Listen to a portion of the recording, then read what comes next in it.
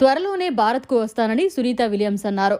దాదాపు 9 నెలల పాటు అంతరిక్షంలో చిక్కుకుపోయిన భారత సంతతి వ్యోమగామి సునీత విలియమ్స్, మరో వ్యోమగామి బుచ్ విల్మోర్ ఇటీవలే భూమి మీద సురక్షితంగా అడుగుపెట్టారు. తాజాగా నాసా నిర్వహించిన ప్రెస్ కాన్ఫరెన్స్లో అంతరిక్షంలో అనుభవాలను వీరు పంచుకున్నారు. అంతరిక్షం నుంచి భారత్ ఎలా కనిపించిందనే ప్రశ్నకు సమాధానంగా చాలా అద్భుతంగా కనిపించిందని సునీత చెప్పారు. తాము హిమాలయాల మీద నుంచి వెళ్లిన ప్రతిసారి మంచు పర్వతాల అందాలను విల్మోర్ కెమెరాలో బంధించారని సునీత తెలిపారు. హిమాలయాలు అత్యద్భుతమని చెప్పారు.